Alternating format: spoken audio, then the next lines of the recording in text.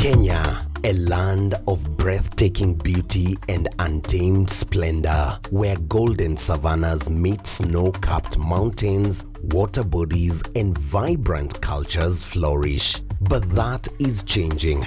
Climate change threatens ecosystems and livelihoods around Kenya. Situated in northern Kenya and Rift Valley region, Lake Turkana and Lake Bogoria are prominent alkaline lakes known for their unique ecological and geological features. Climate change has significantly altered the natural balance around Lake Bogoria, with rising water levels becoming one of the most visible and destructive effects. Increased temperatures and erratic rainfall patterns have led to both swelling of the lake and prolonged periods of drought in surrounding areas.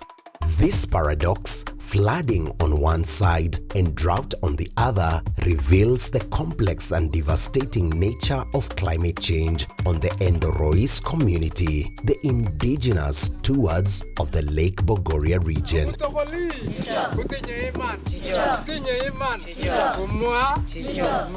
We have been greatly affected by the rising water levels in Lake Bogoria caused by climate change. We first began noticing the rise in Lake Bogoria water levels in 2013, and it has affected us ever since. Prolonged drought spells in the Lake Bogoria region has had devastating effects on local communities, particularly women. As water sources dry up, women are forced to walk long distances in search of water for their families. People from this region have been negatively impacted by climate change, which has led to drought and famine, and this leads to poor food production and food insecurity. In the Endorois community, women are responsible for fetching water, and during the droughts have to travel long distances to fetch water, exposing them to physical strains, injuries, and mental distress. Rising water levels in Lake Bogoria have submerged vital infrastructure, turning roads impassable. As the waters continue to rise, entire communities are left stranded, isolated from basic services and support systems they once relied on. In our case, the elderly have been more adversely affected. We can walk looking for water, food, and even make an earning, but for the elderly, it has become really hard. For instance, when the lake swelled and cut off the road, people had to go around long distances, which wasn't possible for the elderly. In the past, before Lake Bogoria started swelling, we had a lot of herbal medicines from within. When someone had a headache, we had our Panadol. Nowadays, we cannot get them as we used to before. Even Chepkirui, they were all burnt out due to charcoal burning. Those were the medicine we could access and save lives faster.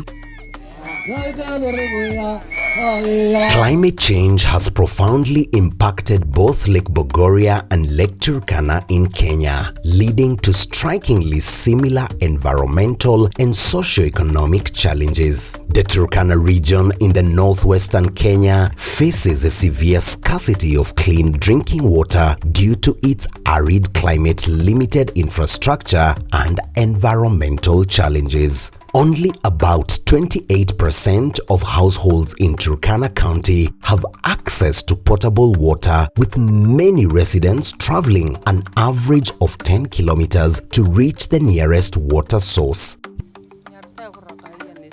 The water we drink here is from the lake. It is the one we drink, use to cook and wash utensils. When it's more saline and dirtier, we go to Napasiang River to fetch because of young children. The water from the lake is dirty and sour. When used to cook, for example beans, it changes the color of food. Ugali becomes brown and sour because of the saline water. We just use it because there is nowhere else we could get clean water. We neither have nearby piped water nor boreholes. The water at the lake is nearby and available. We just drink and clean water. In the past, water from the lake was clean. Nowadays, it's dirty because of dirt from Etirai. The water has dirt and leaves. We just use the water as it is because we don't have other sources we can use. Lake Turkana, the world's largest permanent desert lake, has historically been a vital water source for the region. However, its water quality has deteriorated over time, making the water less suitable for consumption and harming fish populations that local communities rely on for sustenance. Tumekuwa na mawazo mingi ya kwamba tutaishi namna gani, maisha yetu itakuwaje. Bahari yenyewe imesonga kabisa, na mambo ya uvuvi imekuwa duni. Uvuvi wetu imerudi chini kwa sababu fishing grounds zetu zote, landing sites zimemalizwa na bahari. Hii prosovis imeingia kwa maji.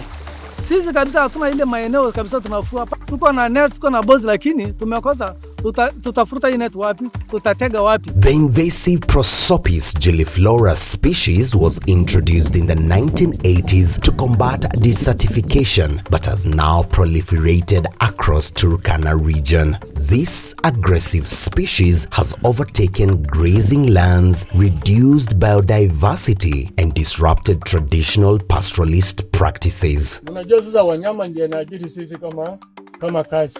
Na wanyama ikishaenda na ukame, stress inaingia katika kila jamii. Mambo yenyewe inafukuza watu kwa bahari, inamaliza watu.